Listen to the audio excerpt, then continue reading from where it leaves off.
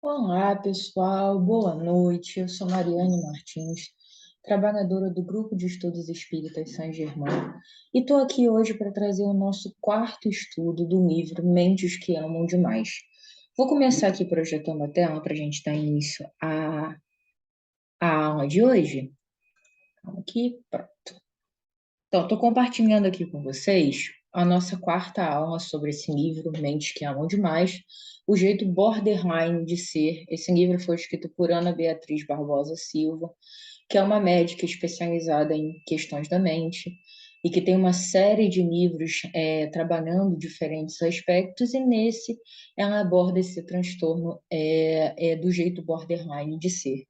A gente já teve 3 aulas anteriores, a gente está no nosso quarto estudo, e no estudo de hoje a gente vai abordar 2 capítulos desse livro. E sempre tenho cuidado de dizer aqui em cada estudo com vocês que eu não sou especialista do tema, eu estou estudando através desses livros, tenho bastante interesse no tema, mas coloco esse espaço aqui à disposição de vocês, caso queiram fazer alguma pergunta. Se eu não souber responder, eu também vou procurar me informar para trazer a opinião mais completa, as considerações que sejam mais precisas aí para qualquer colocação de vocês, tá bom? Então, a gente vai dar início no estudo de hoje falando sobre o capítulo Mães Borderlines, Filhos Confusos. A gente já viu um pouquinho nas aulas anteriores que o jeito borderline de ser, como a própria palavra que vem do inglês diz, né? Borderline significa limítrofe. E é um transtorno que perpassa por tudo isso. Emoções muito exacerbadas, descontroles, excessos das mais variadas formas e uma vida sempre muito no limite. E a gente está trazendo isso nesses 2 capítulos de hoje em relacionamentos interpessoais das mais diferentes formas, começando pelo foco das mães com seus filhos e como é que isso funciona, né? E o capítulo já inicia falando isso daqui, ó. Quando nos deparamos com mães com transtorno de personalidade borderline, as coisas podem ser dolorosamente imprevisíveis, em especial para os filhos. Por que será que em especial para os filhos, pessoal? Vamos pensar no seguinte: a mãe, a gente traz a representação de algumas figuras, né, da mãe com seus filhos e tal. O relacionamento maternal é a primeira relação de amor e dependência que a gente vivencia. Quando a gente vem bebezinho, bem, bem pequenininho, recém-nascido, a nossa mãe é o elo de conexão com o mundo. Ela é realmente o ser que nos alimenta, o ser no qual nós somos gerados e ficamos ali 9 meses. Então, essa relação de dependência entre mãe e filho é a primeira grande relação de amor e de contato quando a pessoa chega ao mundo. Então, pela própria definição dessa relação, é uma relação de extrema potência. E a gente está falando de extrema potência dentro de um contexto de um transtorno que já traz potencialidades infinitas e intensas. Então, isso daí chama atenção quando a gente vê essa seguinte representação da figura. A relação entre mães e filhos, ela vai ser uma relação que vai ter altos e baixos pela própria formação daquele indivíduo, pelas fases que ele vai passar, a própria adolescência, que é uma fase de muita transformação, de muita descoberta. Então, essa relação vai ser permeada por altos e baixos, é normal. Mas a gente tem a segunda figura, que aqui está ilustrada, até está o pai, entre aspas, puxando, mas aqui a gente está falando mais no sentido da mãe, a mãe guiando a criança, segurando a outra, sempre numa situação ali limite, né? Sempre numa corda bamba, onde se você cai, se você tropeça dessa corda, você está ali à mercê dos perigos do mundo. Então, essa figurinha, apesar de ser uma ilustração, ela é muito representativa do significado dessa mãe dentro de um contexto familiar. Por quê? Porque há uma influência direta e de muita intensidade na dinâmica familiar e na formação de personalidade dos filhos.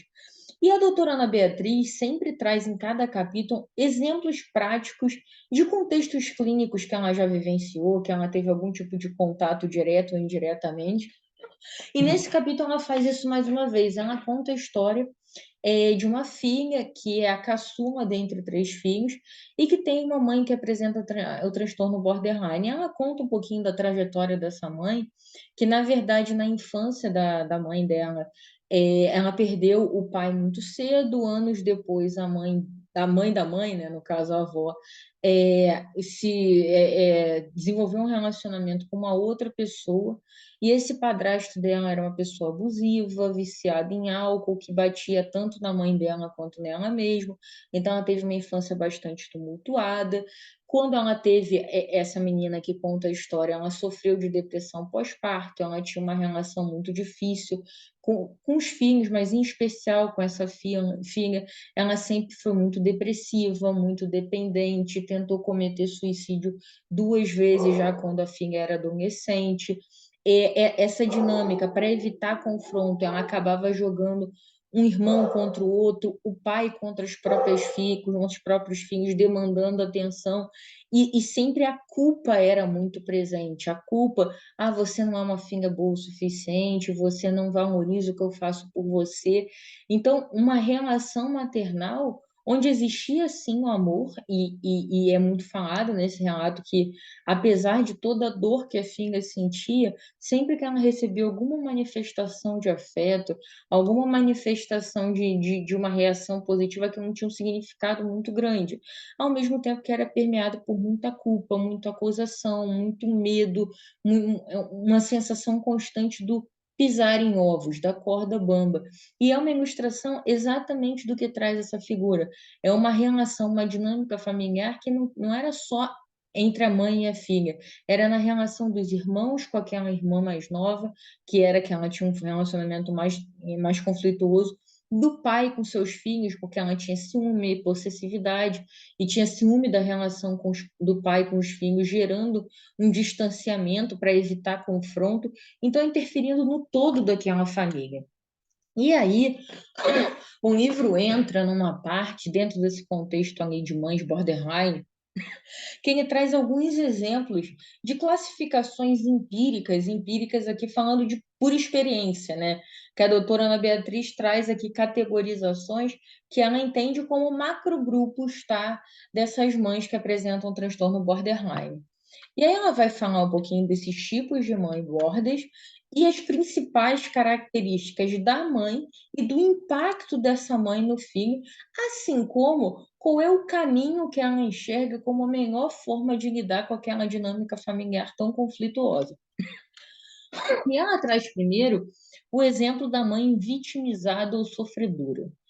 Pela própria característica, né, da palavra, do termo, a principal característica dessa mãe é um alimentar de desamparo constante. Eu estou sempre sozinha, vocês não me valorizam, vocês não reconhecem tudo que eu faço. E a vida fica muito pesada, com muito sofrimento, porque é sempre, nunca está sendo suficiente, nunca é bom o suficiente, nunca está presente o suficiente. Então, é sempre muito sofrimento. E a criança, quando ela convive com esse perfil de mãe, ela tem que amadurecer muito precocemente, porque como a mãe está sempre em dor, está sempre em sofrimento, a criança, por vezes, tem que tomar a frente de certas situações numa idade que ela ainda não estaria psicologicamente pronta para aquilo, né? Então, ela tem que amadurecer de forma muito precoce. E aí, quando a doutora fala sobre a melhor forma de lidar, e aqui a gente tem que ter cuidado, tá, gente? A gente está dividindo em macrogrupos de uma classificação, trazendo as principais características. Psiquiatria, transtornos da mente não são ciência exata, não é receitinha de bolo que vai funcionar exatamente igual para todo mundo. Isso é uma classificação para nortear algumas condutas, algumas percepções, tá? Mas não é para tomar como verdade absoluta aplicável em todo e qualquer caso. Para isso existe a necessidade de procurar um médico, a necessidade de se consultar com um especialista, porque cada caso é um caso, ainda mais quando se refere a questões da mente, tá? Mas voltando aqui, a gente estaria falando que a melhor forma é não criar expectativa e trabalhar no seu sentimento de culpa. Por quê? Porque se você cria expectativa, você se frustra com uma frequência muito considerável, porque aquela pessoa está sempre numa posição de tanta dor, de tanto sofrimento, de tanta vitimização, que muitas vezes ela não se encontra em condições de ser aquele ser que vai tomar a frente, vai ser um ser resolutivo. Então, não criar expectativa diminui o patamar de frustração. E, ao mesmo tempo, é necessário trabalhar essa culpa que vem tão enraizada como uma crença limitante da formação da personalidade daquele ser desde uma idade bastante tenra. Então, esse trabalho nesse sentimento de culpa é muito importante para pessoas que convivem com esse tipo de grupo, né, de característica de personalidade da mãe. Um outro grupo é o medroso ou controladora. E aí, o que a gente faz? Um paralelo, né? Se no primeiro o principal sentimento era o desamparo, aqui é o medo da rejeição. Eu sou medrosa, eu quero controlar, não pode me rejeitar, não pode me abandonar, porque a vida é repleta de perigos e somente eu posso te ajudar. E com aquilo, a criança é constantemente submetida a uma sensação constante de insegurança, porque tudo muito perigoso, tudo pode me atingir, tudo vai ter consequências desastrosas e a insegurança é muito estimulada. E como é que se lida com isso? O distanciamento para você se conhecer.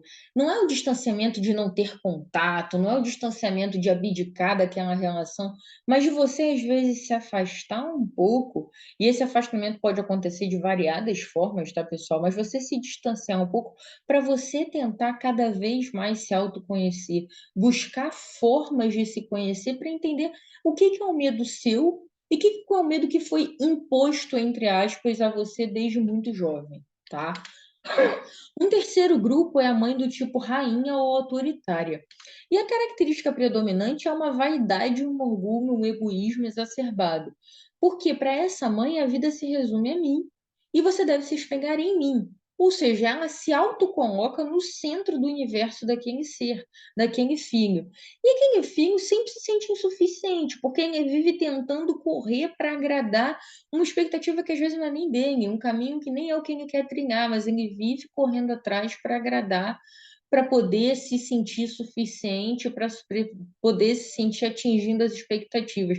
Então, é uma constante sensação de insuficiência, incompetência, inaptidão. Isso acaba sendo muito forte quando as expectativas são tão altas e não necessariamente aplicadas aos seus próprios desejos. Como é que se lida com isso? Um processo de individualização. Apesar do termo ser, entre aspas, não diria o termo, mas a ideia ser um pouco parecida com o anterior, nesse processo de individualização, também, obviamente, envolve um autoconhecimento, mas aqui é muito no sentido de você se entender enquanto indivíduo, que tem vontades, sentimentos, aptidões, inaptidões que são próprias suas e não da sua mãe, não daquele seu perfil familiar. E, por fim, o perfil que é considerado mais tenso, que é o que é dito no livro, né, que é o perfil malvado. Nesse perfil, a perversidade acaba sendo muito presente, e o mote é: a vida é uma guerra onde os fracos não têm vez. E com isso, a criança acaba tendo um medo constante, porque só os fortes sobrevivem, os fracos não têm vez. Você tem aquela alimentação da crueldade, da perversidade, de muitas vezes da agressividade, faz com que aquela criança seja criada em meio ao medo. E como é que se combate isso? Fugindo do conflito, não indo para o ataque. Por quê? Porque esse perfil de personalidade muitas vezes bota os escrúpulos, o bom senso, os limites da convivência em segundo plano. E aí, muitas vezes, num conflito, as consequências são danosas, são piores e causam mais dor. Então, o fugir do conflito, quando esse tipo de personalidade não é tão aberto ao diálogo, ao entendimento, é a melhor coisa, porque senão você só acrescenta mais dor à dor, sabe? E aí, gente, ainda dentro do contexto de relacionamentos, a gente falou da relação mãe e filha, naturalmente, que é, como a gente viu agora há pouco, a principal, a primeira, né? Mas o livro vai para o próximo capítulo falando de relações interpessoais em geral do universo borderline, que é a velha expressão que descreve muito bem do pisando em ovos. E essa expressão do pisando em ovos ela é muito importante porque ela vai dizer o seguinte aqui, esse capítulo, né? Os borderlines exigem constantemente a atenção do parceiro e necessitam desse amor para preencher a sensação crônica de vazio e legitimar sua própria existência. A gente já viu nos primeiros capítulos o quanto o nível de exigência, o calor da emoção, a impulsividade, a hipersensibilidade é muito presente no transtorno borderline. E quando a gente vai para qualquer tipo de relação interpessoal, isso se faz muito presente, tá? E aí ela fala de todas essas características, né? Impulsividade, agressividade, dependência emocional, mas ela fala que o que mais chama a atenção dela é o que ela caracteriza como ausência de identidade ou fluidez de identidade e seus efeitos. O que que quer dizer isso, tá, pessoal? Que para se sentir aceito, para fugir da rejeição, que é um dos maiores medos de quem apresenta esse transtorno, muitas vezes a personalidade fica tão fluida que você se adequa ao ambiente num nível muito grande. Então, você oscila seus comportamentos, suas emoções, seu gosto musical, seu gosto alimentar, seu gosto comportamental, seu gosto de lugares que frequentam, tudo para se adequar a determinado grupo e você acabar se sentindo parte, se sentir pertencendo. E essa fluidez de identidade, tá, pessoal, ela gera o que a doutora traz nesse trechinho que eu trouxe aqui para a gente falar.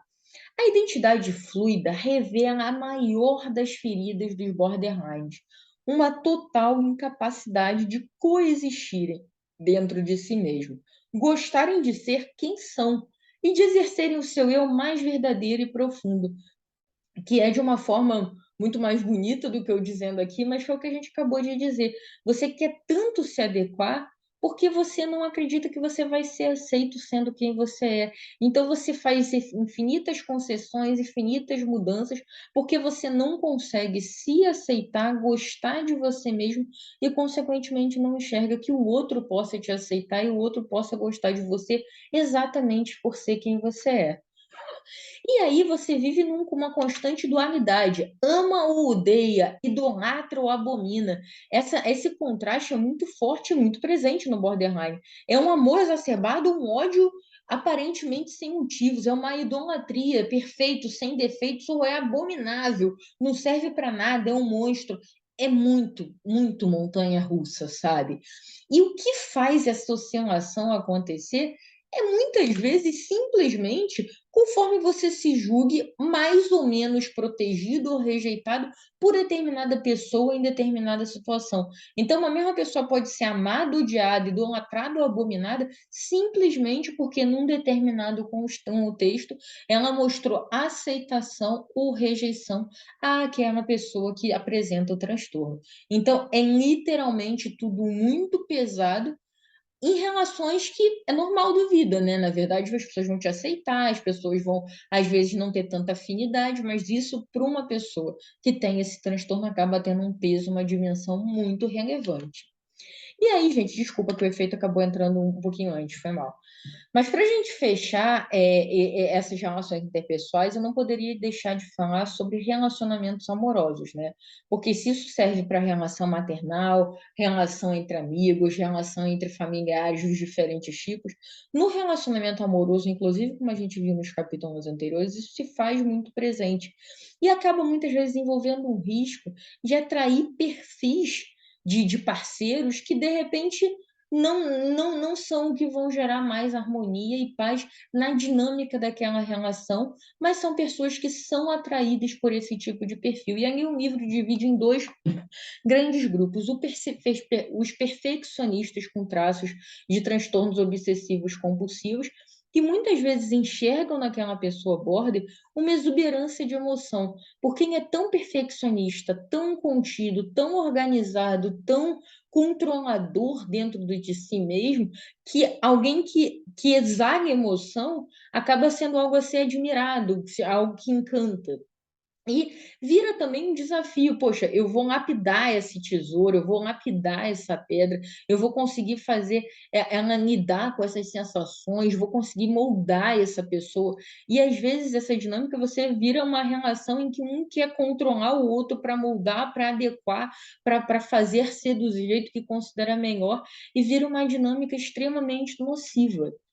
E o segundo grupo que ela cita são os dos narcisistas ou psicopatas, em que ambos, embora tenham características diferentes, mas ambos buscam por uma valorização, perdão, e uma adoração do outro. E esse perfil border tem um alto potencial de ser alguém que valorize em excesso, adore em excesso, como a gente acabou de ver. Por quê?